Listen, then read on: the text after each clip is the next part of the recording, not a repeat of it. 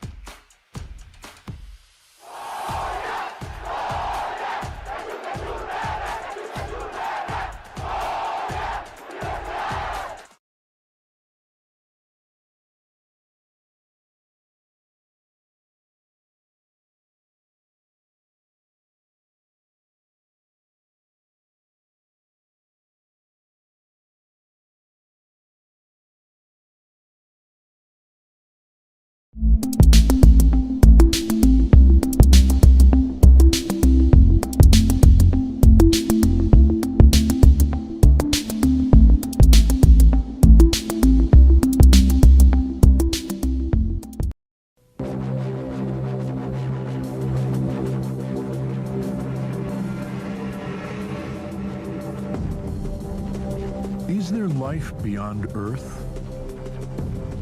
To find out, we might look no farther than the planet next door. Mars may be our best hope for resolving the ultimate mystery of creation.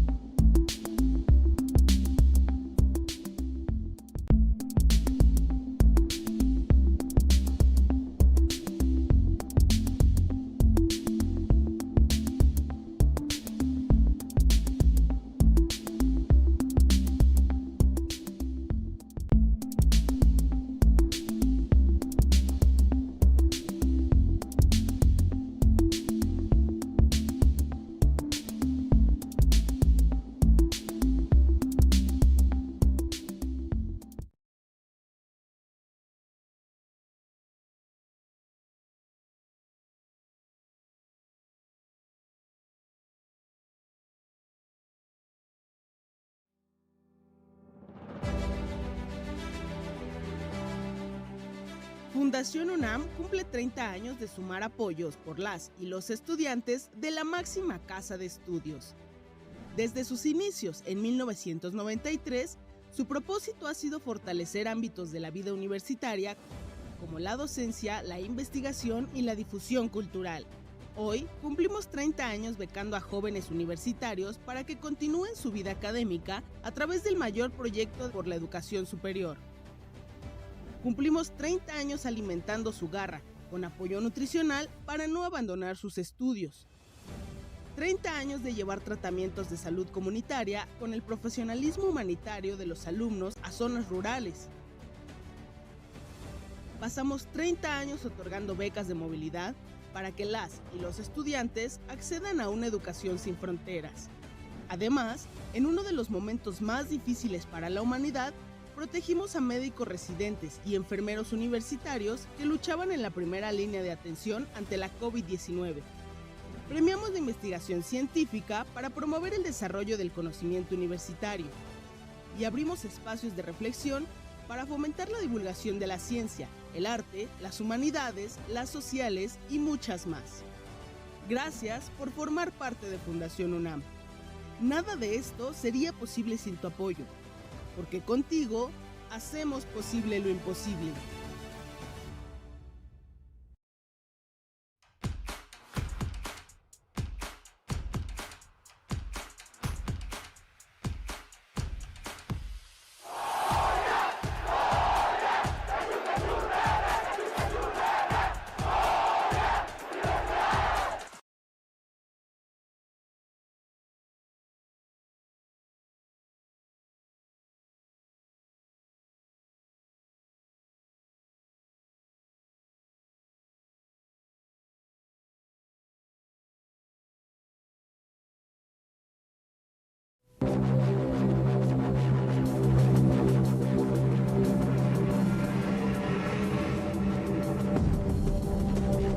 Is there life beyond Earth? To find out, we might look no farther than the planet next door. Mars may be our best hope for resolving the ultimate mystery of creation.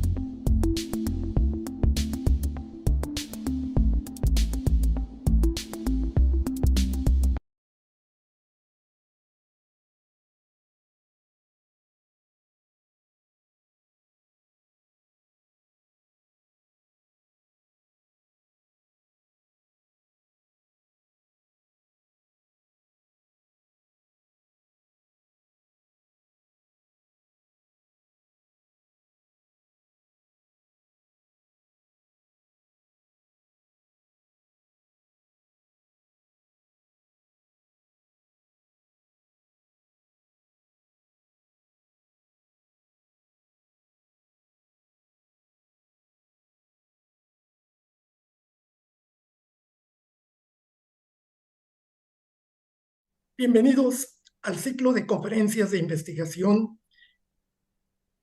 Consorcio de Universidades por la Ciencia.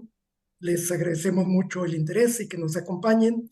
Y el día de hoy tenemos una conferencia dentro de este ciclo de antropología biológica, de genética, de genoma humano, a cargo de la doctora Lorena Madrigal, quien es investigadora en la Universidad del Sur de Florida.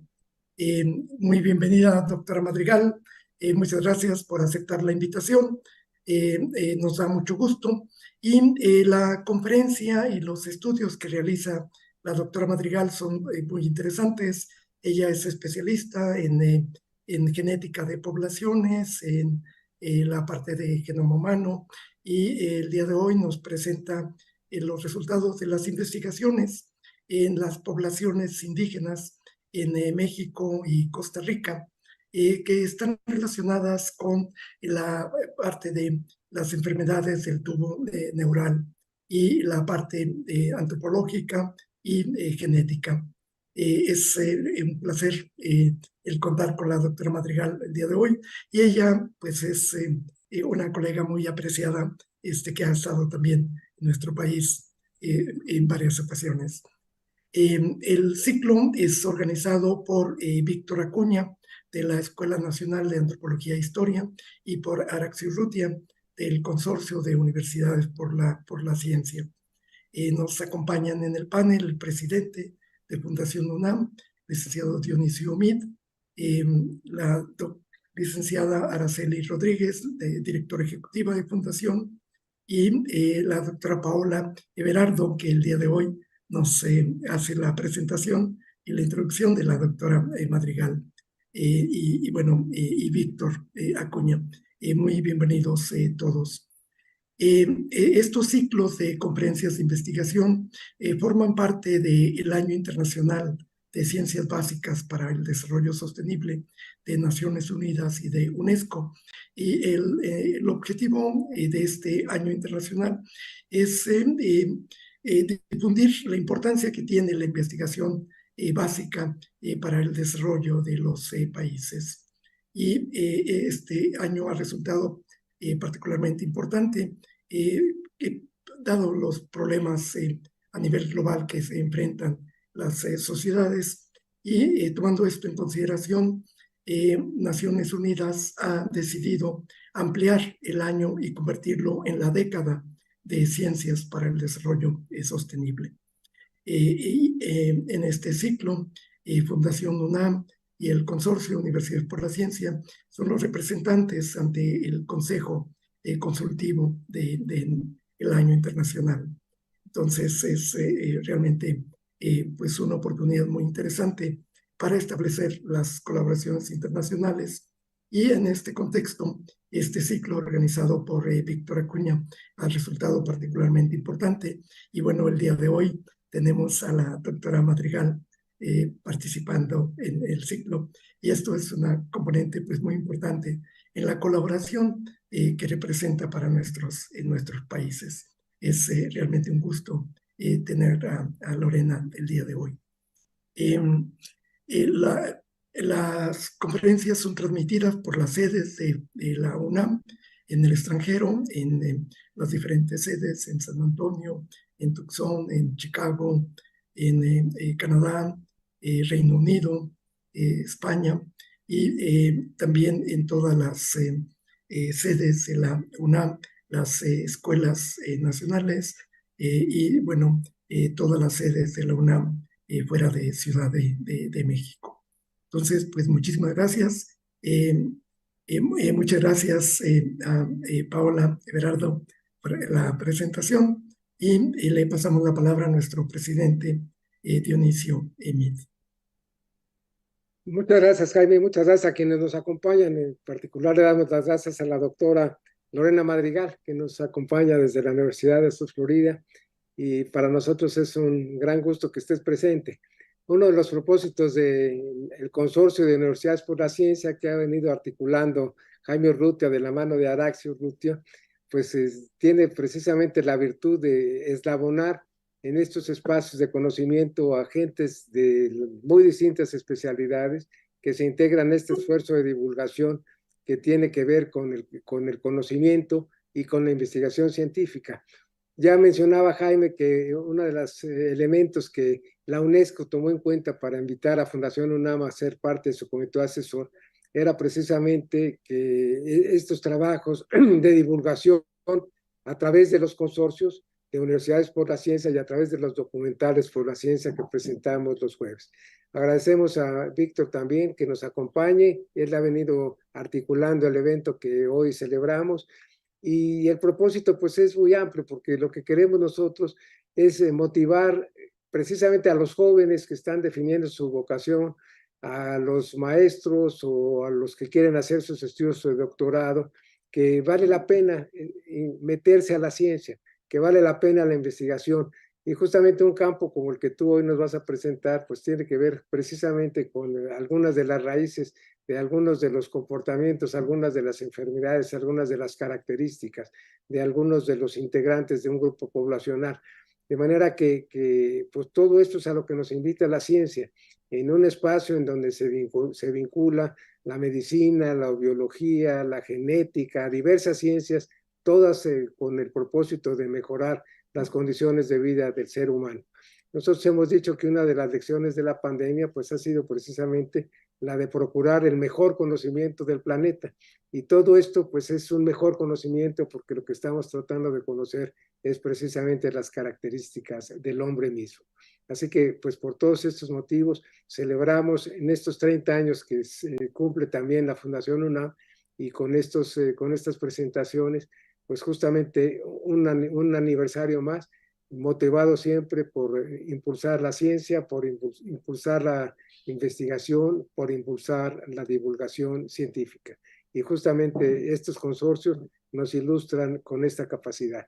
Y además, pues así también acreditamos que pues no fue la pandemia la que nos inhibió a trabajar, sino al revés. Justamente la pandemia después nos obligó a pensar cómo podíamos impulsar el conocimiento y lo hemos hecho a través de estas pláticas de las cuales llevamos ya casi 4 años, en donde se nos hacen presentes académicos, especialistas, investigadores de distintas especialidades del mundo, de distintos lugares del mundo que nos comparten su investigación.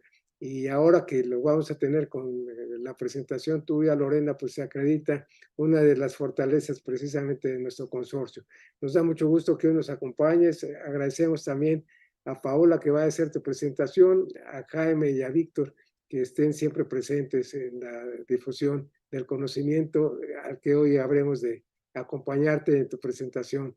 Muchas gracias, Lorena, te agradecemos mucho tu presentación y muchas gracias a todos por estar presentes en este evento de Fundación UNAM a través del Consorcio de Universidades por la Ciencia que articulamos junto con la Universidad y con el Colegio Nacional.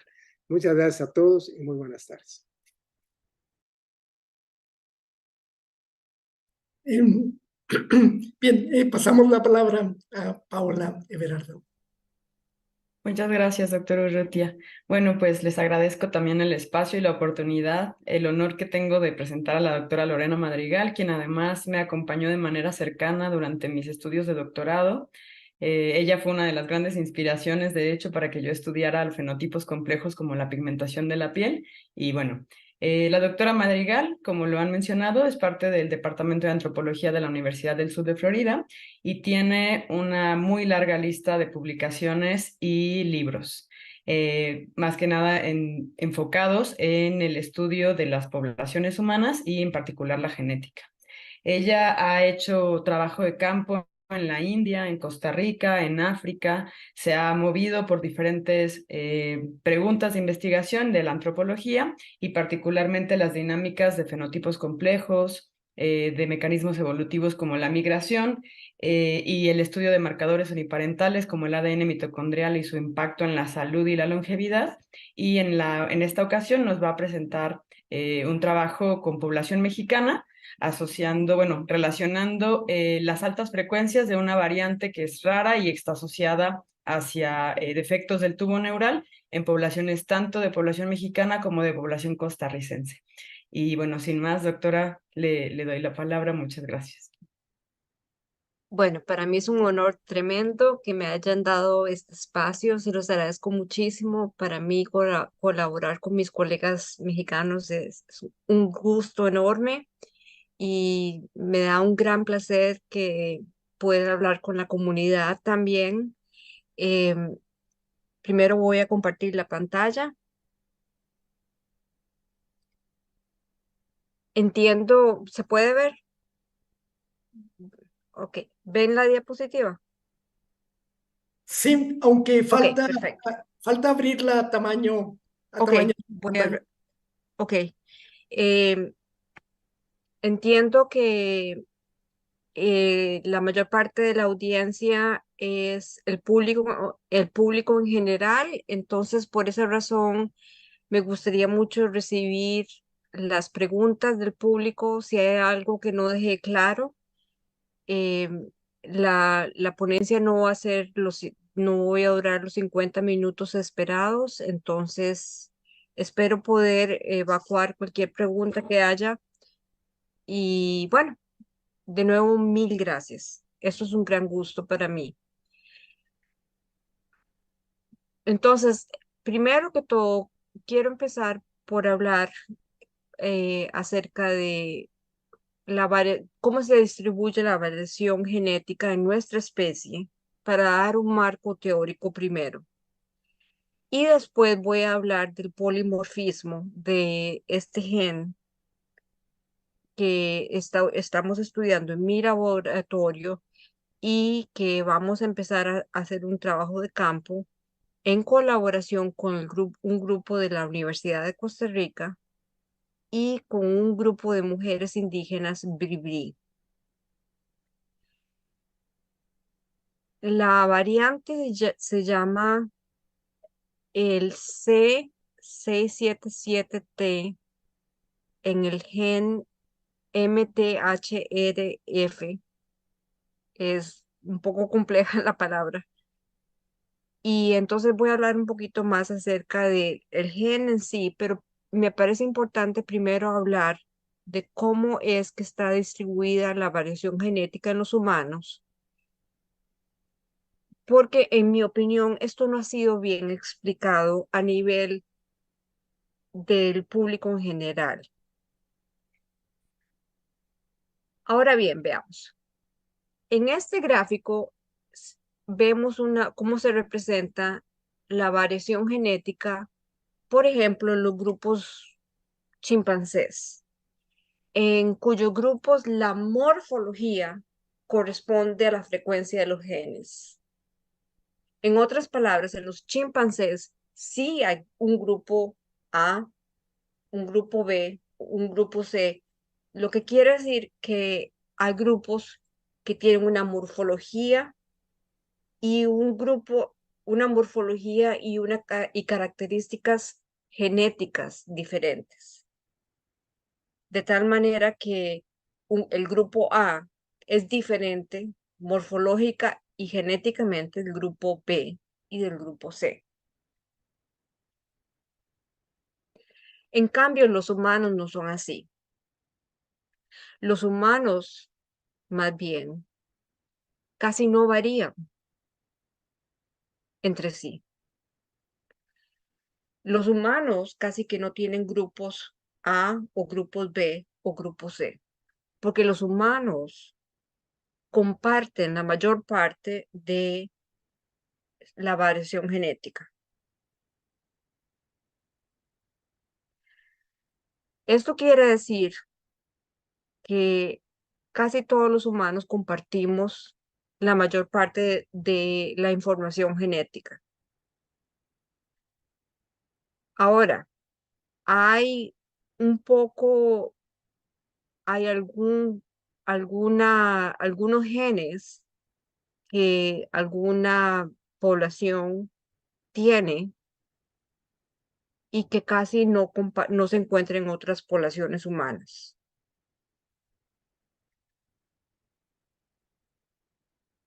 Pero la mayor, pero, pero la mayor parte de toda la información genética de la especie se comparte.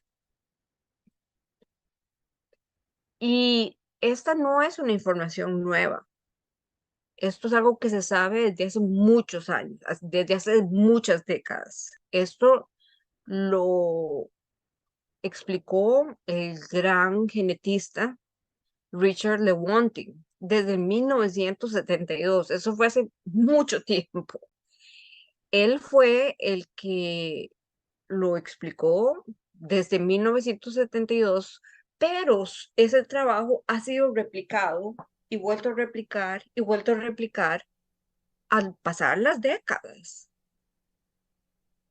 Y ahora, él empezó a trabajar con proteínas, pero una vez que el trabajo se hizo con ADN, se entendió que la proporción de variación genética que se comparte es el 94% de la población, del 94% de la variación genética la compartimos.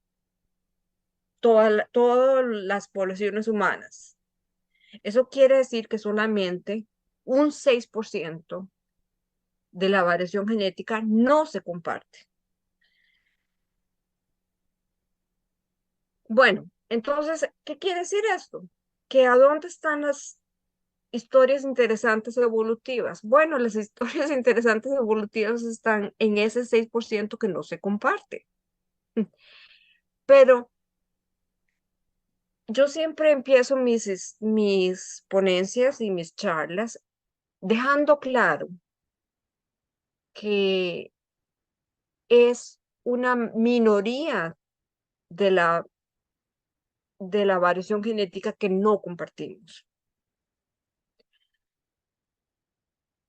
Entonces, cuando nos enfocamos en esa parte del genoma que que no compartimos, preguntamos por qué razón es que un gen, un alelo, es tan frecuente en una población, pero no en otra. ¿Será por razones de que le dé beneficio a una población? ¿Será beneficioso ese gen en esta población? ¿Será que está presente en esta población y que no esté presente en esta población? Por ejemplo, un caso muy interesante es el caso de la drepanocitosis.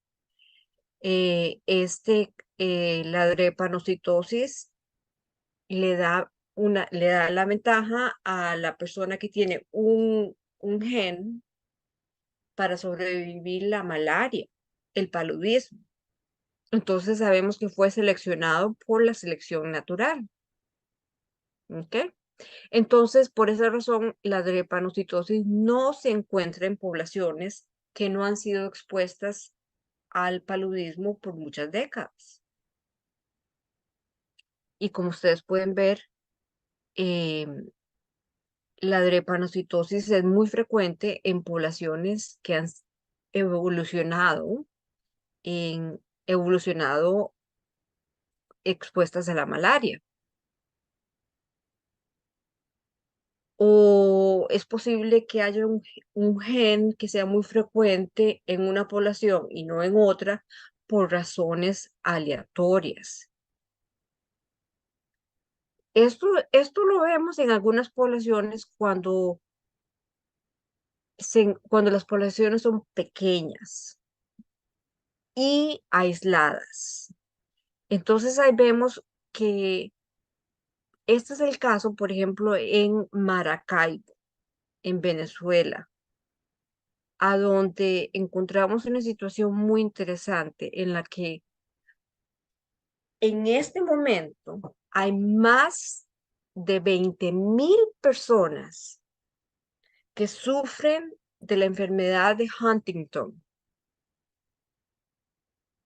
Y sabemos que todas ellas son descendientes de una sola mujer que llegó a esta área en 1900 algo. Esa mujer tuvo casi que 20 hijos y en este momento todas esas personas descienden de esta sola mujer.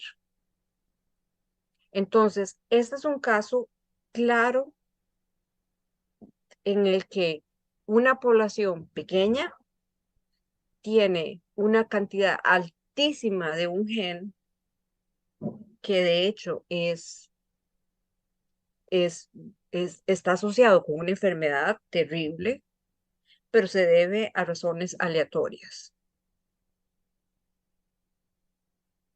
O hay otra razón, puede ser al flujo de genes.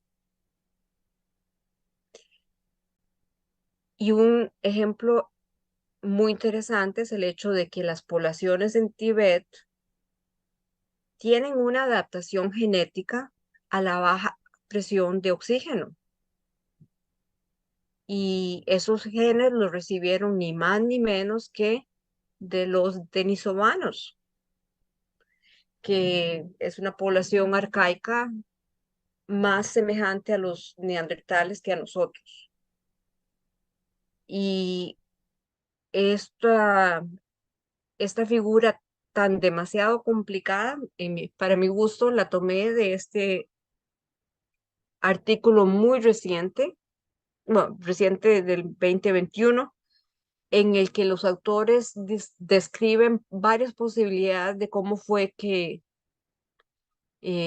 los humanos de ahora, disculpen, los humanos recibieron los genes de los denisovanos, pero bueno, el punto es que los humanos casi no variamos, casi somos iguales, y que cuando varían, la teoría evolutiva nos ayuda a proponer hipótesis para entender por qué razón es que las poblaciones humanas varían. Entonces, las razones pueden ser inicialmente adaptativas, como la selección natural, por razones aleatorias, por el flujo de genes. Y ese es el marco teórico con el que nos estamos preguntando por qué razón es que en las poblaciones indígenas de nuestros países, de Costa Rica y en México, Costa Rica, México y Guatemala. Bueno, ahora les enseño el mapa. Tienen una frecuencia altísima de una variante de este gen. Este gen produce una enzima asociada con el metabolismo del ácido fólico y de la vitamina B12. Entonces, el genotipo normal es el CC. Entonces, si ustedes tienen los dos genes normales, ustedes metabolizan bien el ácido fólico y por ende metabolizan también bien la vitamina B12. Pero si usted tiene una T en lugar de la C, o si tiene dos Ts, no metabolizan normalmente el ácido fólico y eso también le va a afectar la vitamina B12, el metabolismo de la B12. Y quiero añadir en este punto que lo que estamos viendo es que aun si usted le dan, toma ácido fólico extra, no lo metaboliza, siendo heterocigota o homocigota CT o TT. Y me gustaría tal vez hablar de esto un poquito más a la hora de las preguntas. Entonces, como las personas que tienen uno o dos alelos defectuosos no metabolizan correctamente el ácido fólico, lo que sucede es que empiezan a acumular la homocisteína. Y de la homocisteína se sabe que en sí es un factor de riesgo para las enfermedades cardiovasculares. Esto se sabía desde antes que se descubriera este gen. Entonces, la homocisteína de por sí, en sí, se sabe que es un factor de riesgo para las enfermedades cardiovasculares. Entonces, desde los años 90, esta mutación se encontró en los años 90 y la mutación ha sido estudiada en las poblaciones europeas y asiáticas, a donde se ha encontrado que está asociada con una cantidad enorme de problemas clínicos. O sea, yo podría haber dado esta ponencia solamente acerca de los problemas clínicos asociados con esta mutación. Incluyen eventos cardiovasculares, em, todos los eventos cardiovasculares que se les pueda ocurrir, muchos cánceres, muchos cánceres.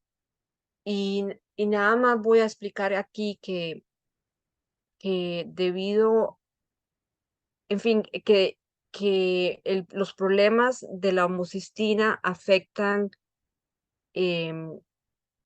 los factores epigenéticos. Entonces, la cosa es que el, el, el ADN tiende a ser muy frágil en estos individuos. Entonces, algunos de los cánceres asociados con fragilidad del ADN se encuentran en estos individuos. Y lo más importante es que existen problemas de infertilidad en hombres y problemas de infertilidad en mujeres y problemas de fertilidad. Entonces, quiero aclarar esto. Infertilidad quiere decir que que simplemente no pueden tener progenie en hombres y mujeres. Problemas de fertilidad, quiero aclarar que en mujeres estamos hablando de problemas de muerte en útero y sobre todo el problema más grande es problemas de enfermedades del tubo neural, como la espina bífida. La espina bífida puede ser algo muy poco importante. Yo, por ejemplo, conozco una señora que simplemente tiene como algo muy, muy pequeño. Se pone una curita y ya, y camina perfectamente. Pero si no se le cerró el tubo neural muy abajo y no se le cerró, y no se le cerró aquí, entonces su cerebro no se le forma bien. Y entonces tenemos problema de que el cerebro simplemente no se le cerró y no se le formó. Entonces esos son problemas enormes de que el niño simplemente no puede formarse, entonces el embarazo se pierde, o si el embarazo continúa, el bebé nace y muere al poco tiempo, o no muere al poco tiempo y muere después de ciertos meses. En fin, son problemas muy serios, muy serios. Hidrocefalia, anencefalia, etcétera.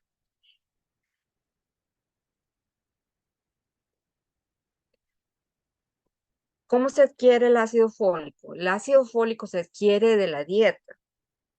Y quiero explicar que eso de la dieta, pues no sé si nomás como decir, ok, es fácil.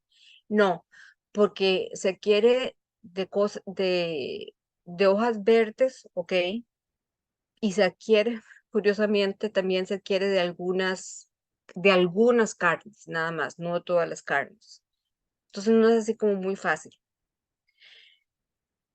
Pero la otra cosa que es muy interesante es que el ácido bueno, un momentito. Quiero añadir que también por esta razón se recomienda mucho que uno tome ácido fólico durante el embarazo para perder esas pérdidas, para no tener pérdidas de embarazo. Pero como ya mencioné, lo que estamos viendo en nuestra investigación es que eso no hace, el ácido fólico durante el embarazo ayuda a las mujeres que tienen solamente los genes normales, no a las que no tienen los genes no normales. Ok, este es un mapa en Eurasia del gen. Y quiero que vean que el alelo no es poco común. Se encuentra sobre todo en el Mediterráneo, pero también se encuentra en Asia.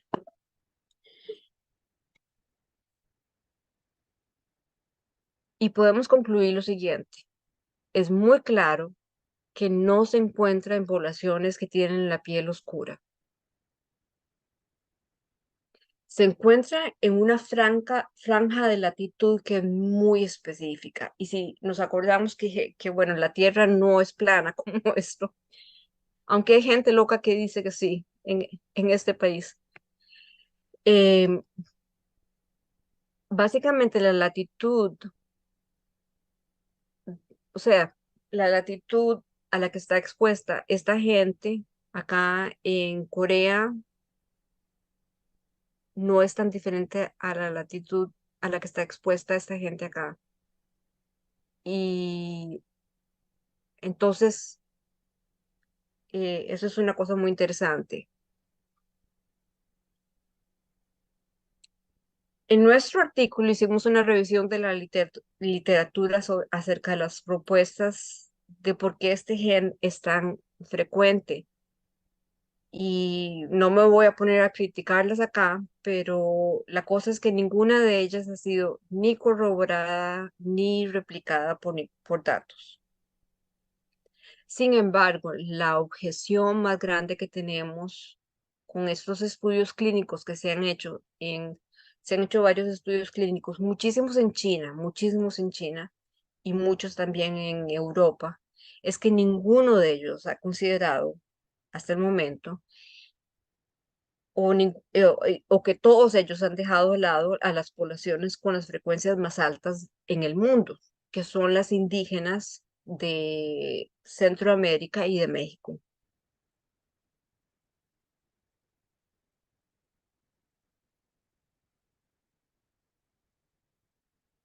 Entonces vamos a ver, aquí les enseño los datos que hemos obtenido de las poblaciones indígenas. Aquí vemos el, en color violeta está el normal, el gen normal, y en color verde está el mutante. Obviamente aquí falta eh, muchos países, no es que no haya indígenas, simplemente no han sido estudiados. Y podemos ver que el alelo C el normal se encuentra en poblaciones más, en ecosistemas donde las poblaciones están más expuestos al sol, mientras que el alelo mutante se encuentra en poblaciones con ecologías más sombreadas.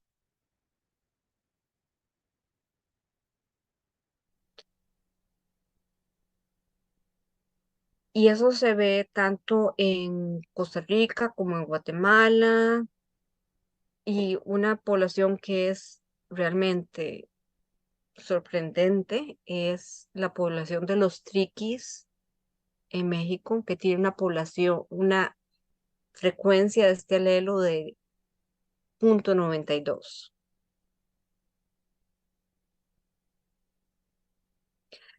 Entonces, para comparar el nivel de este gen,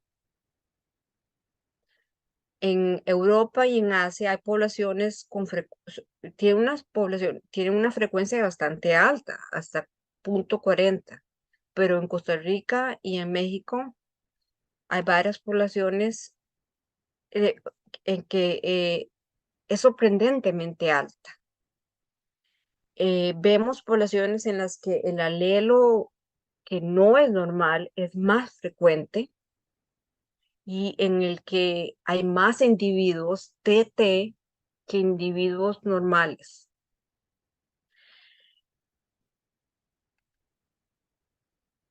Aquí podemos ver, a ver si, aquí podemos ver que la mayor parte de las poblaciones tiene frecuencias por lo menos 0.7, 0.85, 0.7. Esto no se ve en Europa o Asia. Mientras que las poblaciones que tienen frecuencias más normalitas viven en áreas secas y ellas tienen frecuencias de más bajas de los homocigotas TT. O sea, definitivamente vemos que hay una asociación entre la ecología y el gen en sí.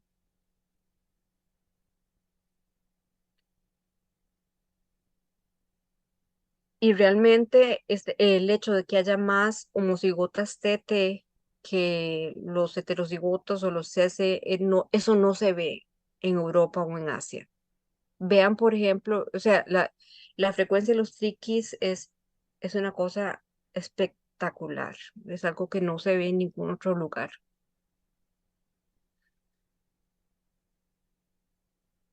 Y aquí los zapotecas también tienen más TT. Por último, lo que es increíble realmente es que de todas estas poblaciones que encontramos, solo una de ellas estaba fuera de equilibrio. Eh, es, si alguien tiene una pregunta de exactamente qué quiero decir acerca de que no estaba en equilibrio, después podemos aclarar eso después de la ponencia.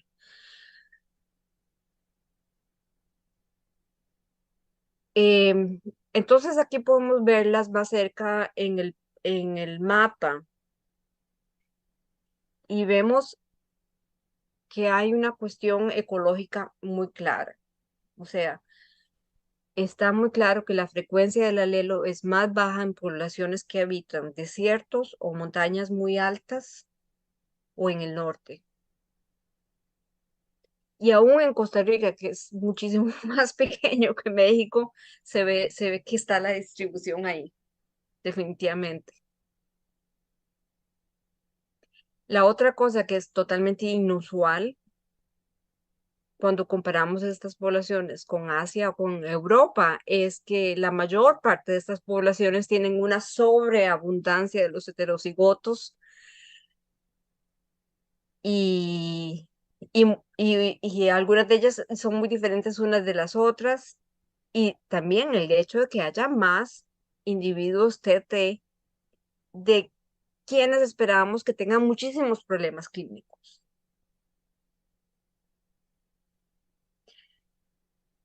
Entonces, y el hecho de que solo haya una de ellas que esté fuera de equilibrio es como, o sea, es algo que uno no espera encontrar. No hay ningún libro de texto que diga, sí, vamos a, es normal encontrar que haya poblaciones, no solamente una, sino todas estas poblaciones en las que el gen que produce problemas clínicos vaya a ser el más común y que la población esté en equilibrio. O sea, parece como que la selección natural las agarró, las llevó a donde están ahora y ahí están en equilibrio. O sea, esto es lo que nos dicen los libros de texto que no debería estar ocurriendo. Todo esto nos hace pensar que esto no debe ser debido a factores aleatorios. Yo no sería una buena antropóloga si yo no me preguntara de qué manera esto está relacionado con el colonialismo y con el acceso a recursos desigual. Primera pregunta que quiero traerles a ustedes, señoras y señores, es ¿por qué razón todos los estudios previos han dejado de lado a las comunidades con las frecuencias más altas del mundo? Me pregunto por qué.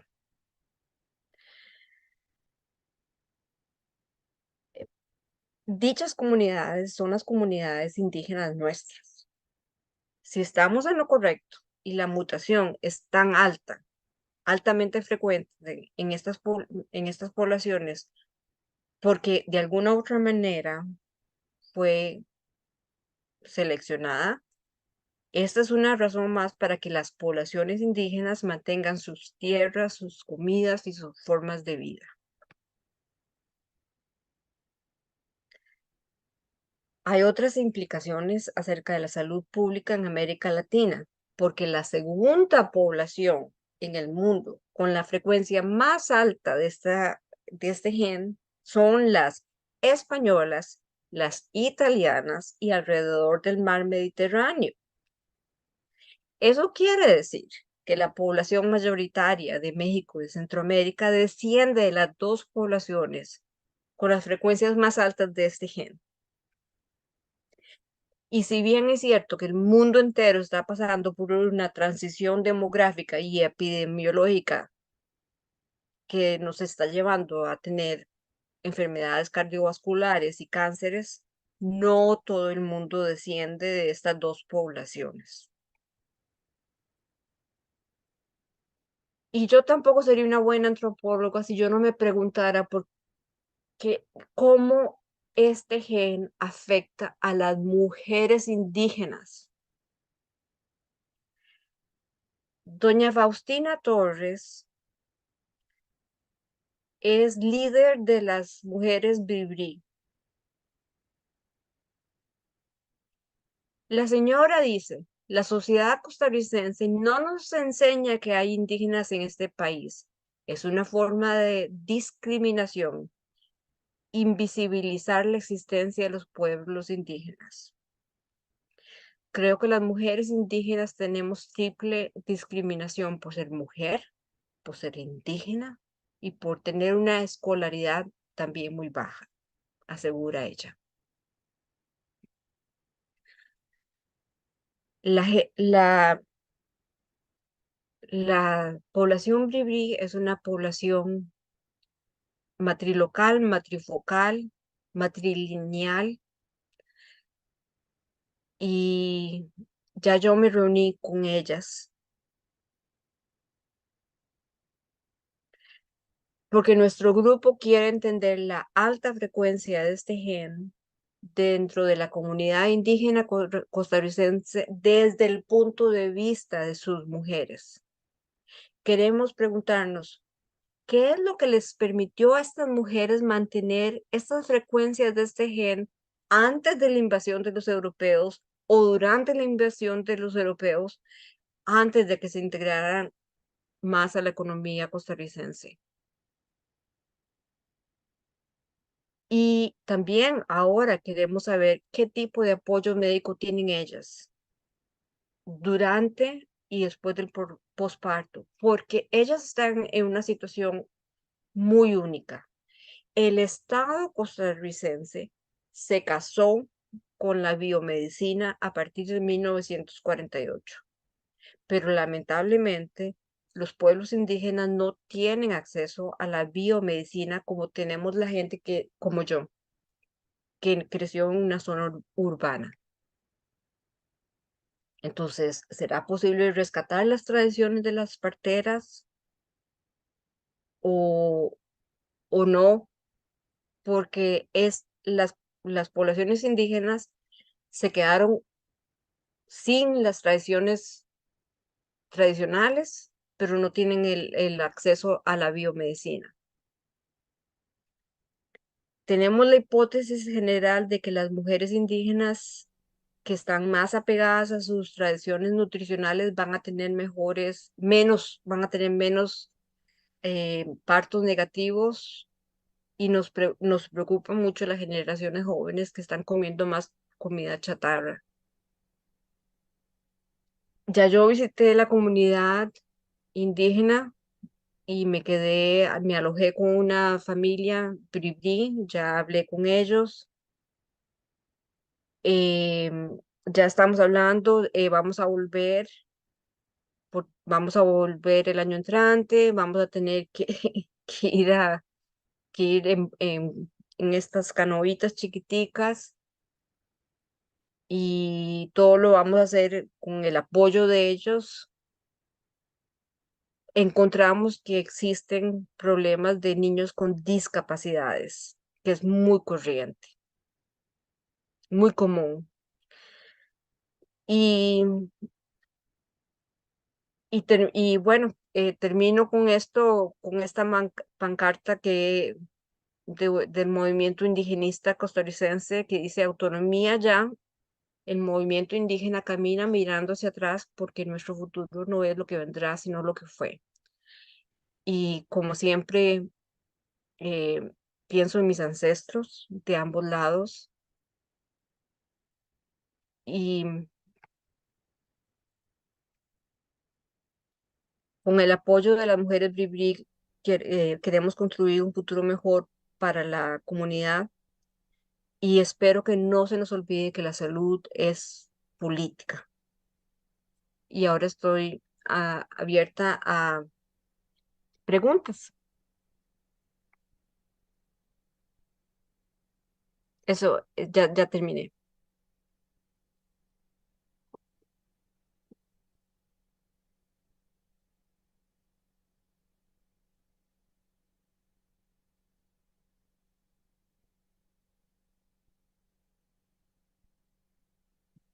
Muchas Gracias, gracias, Víctor. doctora Madrigal. Bueno, no sé si hay algunas preguntas por ahí.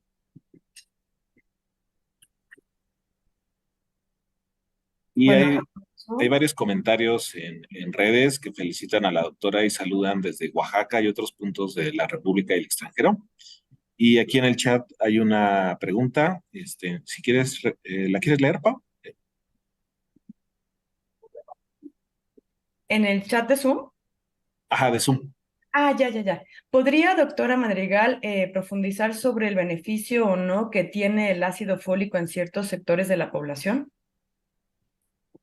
Ok, bueno, el ácido fólico lo que vemos es que sí contribuye a mejores embarazos, pero francamente solamente vemos eso en mujeres que tienen el genotipo normal. Entonces, espero pronto publicar un artículo en el que vemos, en este momento estamos analizando una serie de datos, y lo que vemos es que las mujeres que son, ay, no me gusta usar la palabra normal, pero bueno, ok, eh, las mujeres que tienen el genotipo normal sí se benefician de tomar el ácido fólico. Reduce la cantidad de embarazos con tubo neural. Pero las mujeres que son heterocigotas o que son homocigotas de este polimorfismo, lo que terminan haciendo con ese ácido fólico es echarlo al excusado, porque no podemos metabolizarlo. No se puede metabolizar. Entonces, francamente, a mí, eh, a mí me parece que es como lo ideal sería genotipar a las mujeres. Ahora, lo que yo no sé es, porque no existe estudios clínicos al respecto. Lo que yo no sé es si mejorar la dieta sí ayuda al embarazo. Y mejorar la dieta, quiero decir, mejorar la dieta quiero decir, consumir el ácido fólico. Eso yo no lo sé. Gracias, doctora. Hay otra pregunta de Manuel Salas que dice, muchas felicidades, doctora. ¿Será que los zapotecos tienen altos, es decir, que la desviación del equilibrio de Hardy-Weinberg puede deberse a una alta endogamia en las poblaciones zapotecas? Y si no es por ello, ¿cuál podría ser la razón de este desvío de desequilibrio perdón, desequilibrio de Hardy-Weinberg? Hardy-Weinberg. Sí. Ni idea, ni idea. Y no sé, no sé si los zapotecas tienen esa forma de... No tengo la menor idea.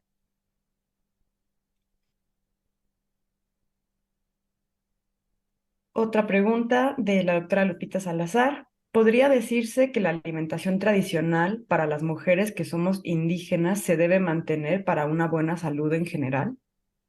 Sí, definitivamente, definitivamente. Y hay dos grupos de trabajo en México que han hecho mucho, pero mucho hincapié en mantener esto. Em, creo, en México tienen una palabra para referirse a las hojas verdes, que no me acuerdo. Quelites. Ok. em, Definitivamente. Y eso a mí, ¿ves? Eso a mí me gustaría mucho ver. Ese es el estudio que debería de hacerse. Cómo las mujeres de los tres genotipos reaccionan a ese tipo de comida. Eso sí, medir el ácido fólico en el consumo dietético, pero no en tomar las pastillas. Entonces, los quelites, y como dije, el ácido fólico también se encuentra en otro tipo de carne, en cierto tipo de carnes. Por ejemplo, el hígado tiene ácido fólico. Eso sí, eso sí, definitivamente. Pero hay que hacer estudios clínicos. Eso es lo que no se ha hecho. Como mencioné anteriormente, los estudios clínicos se han hecho en China y se han hecho en Europa, pero no con nuestras comunidades, lo cual es colonialismo puro. Doctora, yo tengo una pregunta. Ujú. Si la presencia de estas variantes en las poblaciones americanas puede ser producto de un efecto fundador, ¿cómo es que o sea, que un problema de tipo reproductivo puede llegar a aumentar tanto su frecuencia? O sea, la hipótesis sería lo que usted mencionaba, ¿no? Como cuidados de otro tipo que en la actualidad están haciendo que se conviertan más en problemas de salud y que antes eran manejados como de otra manera o sea, como por las tradiciones y la forma de cuidados o de consumo de ciertos alimentos.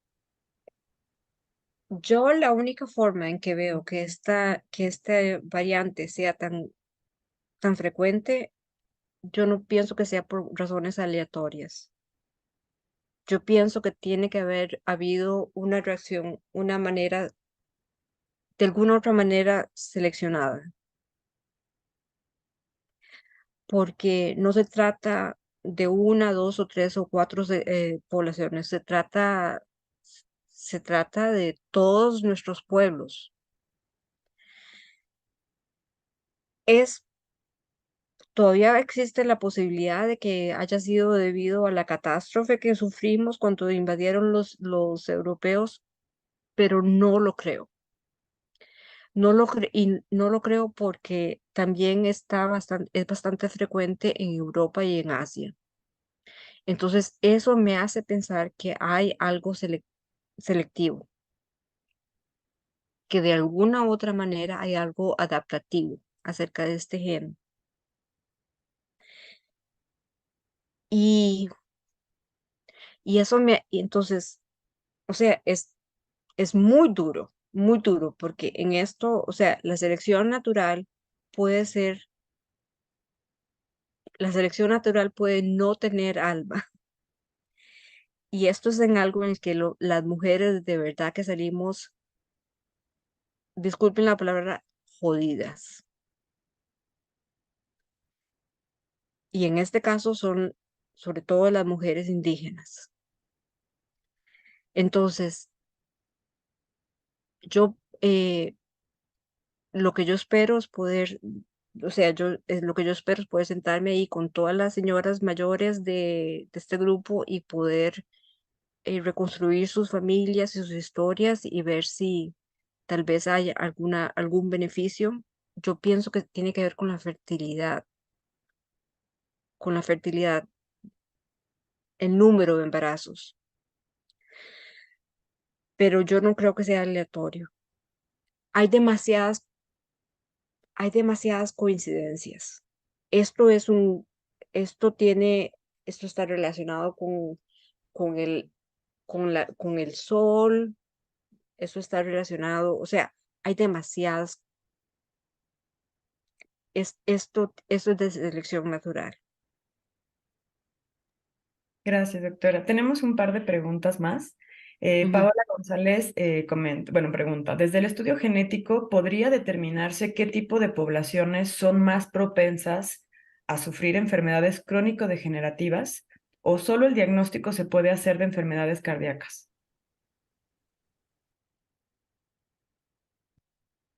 Em, yo diría que durante los últimos 50 años he estado enfatizando que todo se debe al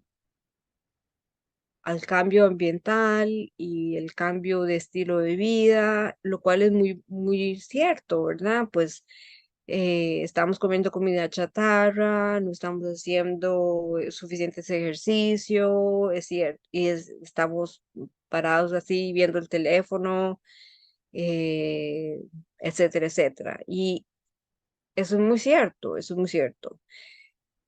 Hay que acordarse que nosotros somos una especie que nosotros evolucionamos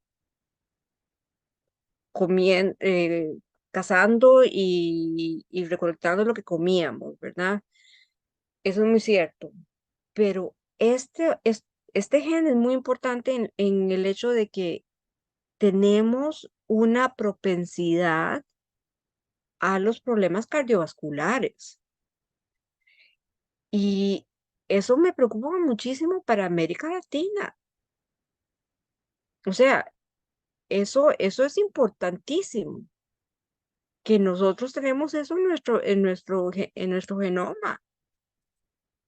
Y, en fin, yo siento que la salud pública en América Latina tenemos que estar conscientes de eso. Y es cierto que cosas, y tenemos que enfatizar mucho lo que se puede hacer para evitar, para mejorar el estilo de vida, pero tenemos que saber que nosotros tenemos esto. Y es algo que es como, eh, es tan, pero tan frecuente y se encuentra en gente que es tan, pero tan normal. O sea, a mi hermana, que es la salud personificada, mi hermana tuvo un problema cardiovascular y perdió un ojo. Y, pero o sea, mi hermana es la salud personificada. Mi hermana no come nada que tenga grasa o que tenga esto, que tenga lo otro, o sea, y tuvo un problema cardiovascular.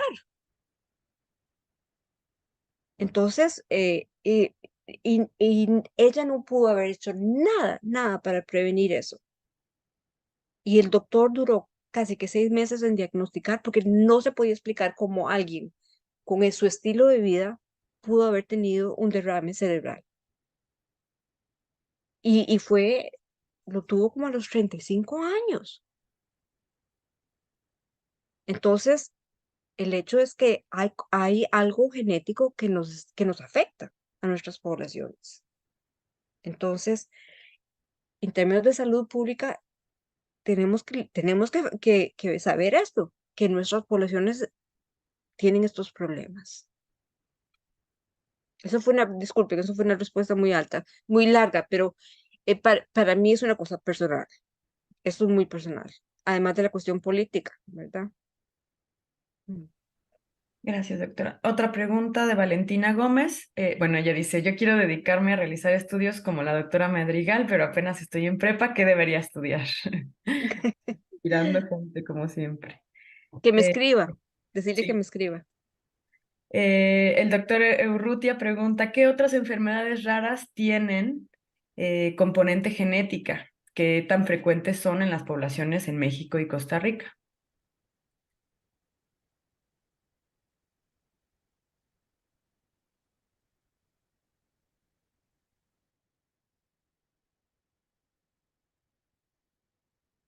No podría responder esa pregunta, la verdad es que no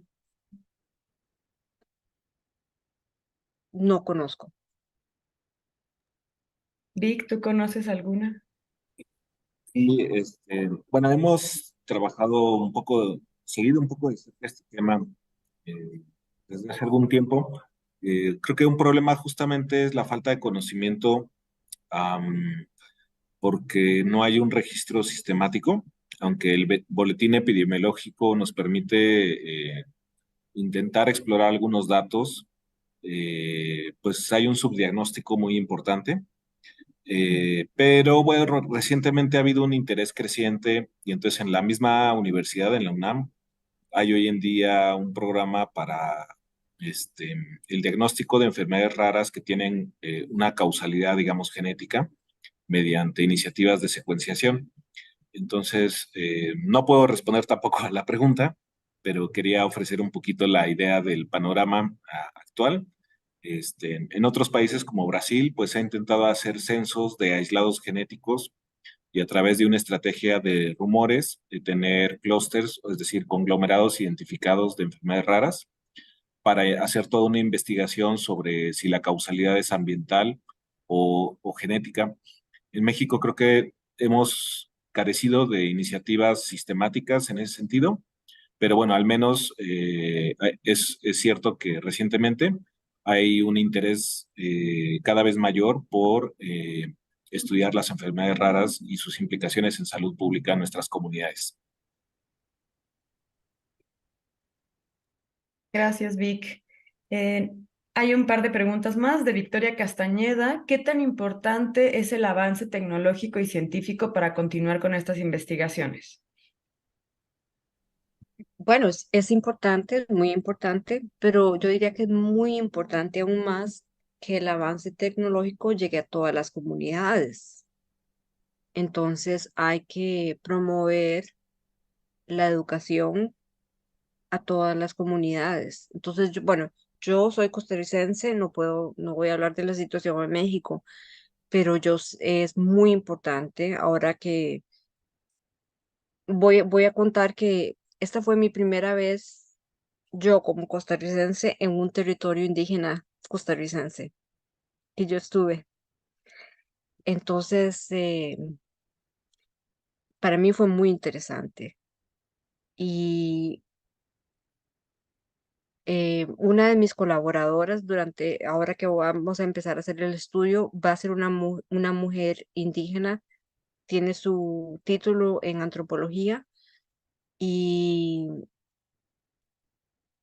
me contaba que durante la pandemia ella se tenía que subir en un árbol para coger con el teléfono la señal para conectarse con la clase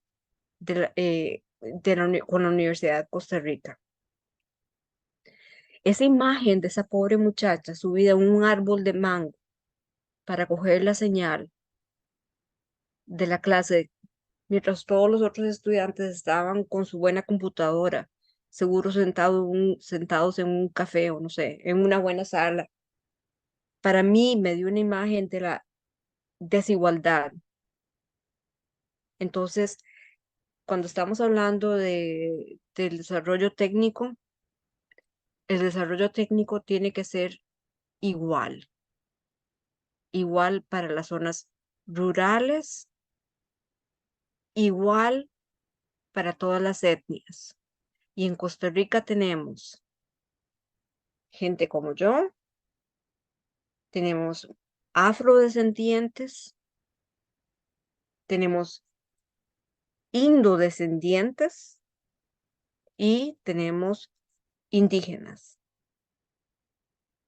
Costa Rica no es solamente gente como yo. Y todas las comunidades costarricenses, urbanas o rurales, tenemos el mismo derecho a tener acceso a la tecnología y a la educación. Para mí eso es lo más importante. Muchas gracias, doctora. Clau Loredo la felicita por su investigación en beneficio de las poblaciones que están afectadas y agradece al equipo de Fundación. También Rolando González nos pidió cuando supo que iba usted a estar con nosotros que le mandáramos un saludo desde allá, desde Argentina.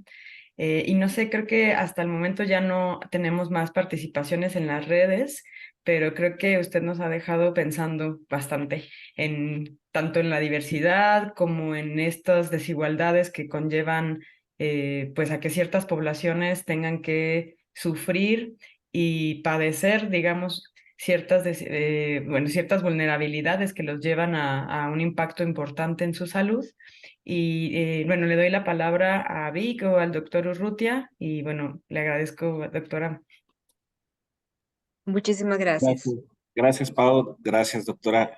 Pues solo agradecerle su participación. Me parece justamente una muestra de cómo podemos integrar la genética antropológica con pues, conocimientos que son relevantes para políticas de salud pública, sobre todo en estos casos donde en los aislados genéticos, las comunidades aisladas son especialmente vulnerables, además porque los servicios de salud pues, tienen una cobertura desigual, generalmente están centralizados, y también porque muchas veces al ser enfermedades raras, los tratamientos son muy costosos para muchas de ellas.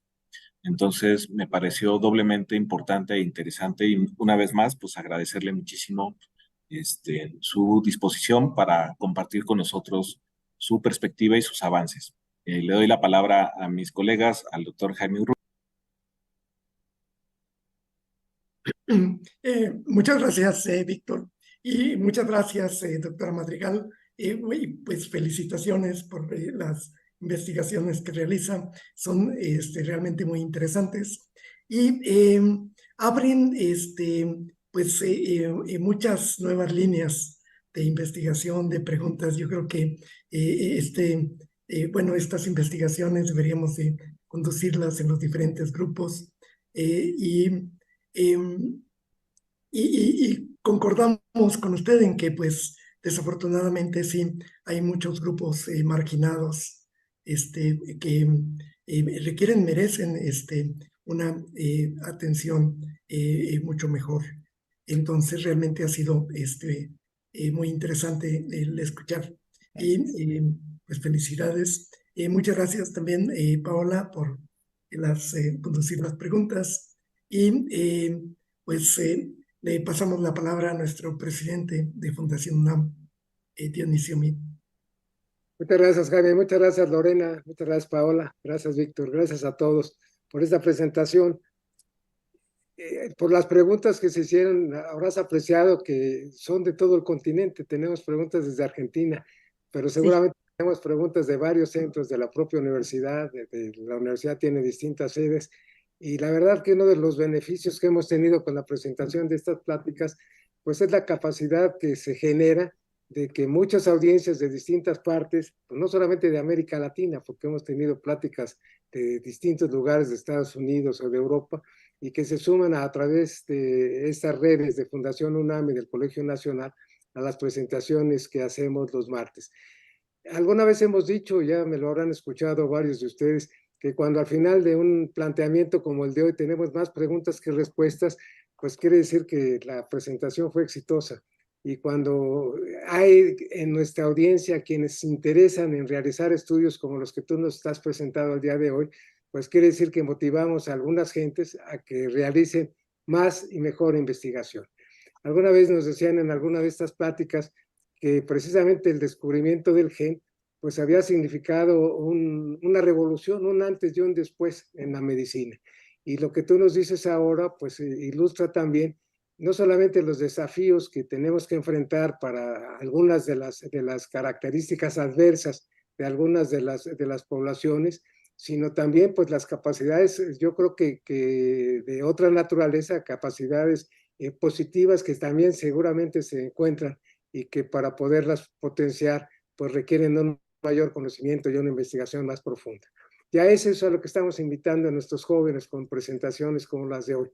Presentaciones que articulan cuántos centros de educación superior están vinculados al conocimiento, cuántos centros de educación superior están invitando a sus jóvenes a realizar mayores estudios y más profundos. Así que pues todo eso no nos lleva más que agradecer a ti, Lorena, a ti, Paola, a ti, Víctor, pues que nos haya sumado a estos aspectos tan interesantes de la evolución y que pues ilustran también todavía los desafíos y las muchas preguntas para bien de la investigación que todavía tenemos que resolver. Tú has resuelto muchas, Lorena, pero hay muchas más y yo creo que nada te daría más gusto que te acompañaran algunos de los jóvenes que hoy están participando como audiencia para que se sumaran contigo a presentaciones el día de mañana, una vez que hayan realizado sus investigaciones de licenciatura, maestría, doctorado, alrededor de temas como el que hoy se nos presenta. Muchas gracias a todos, muy buenas tardes y esperamos seguir contando con ustedes y vernos el próximo martes en otra plática en estos consorcios de universidades por la ciencia. Muchas gracias a todos y muy buenas tardes.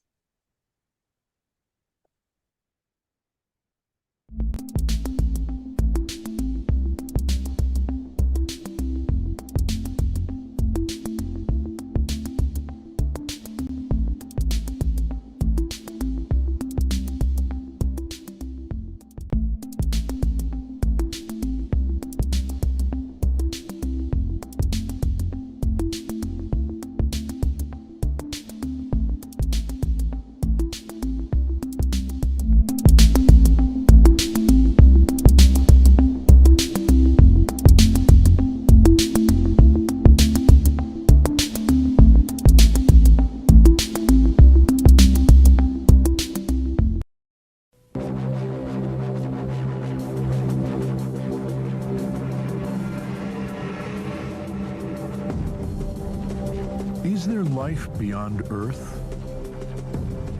To find out, we might look no farther than the planet next door. Mars may be our best hope for resolving the ultimate mystery of creation.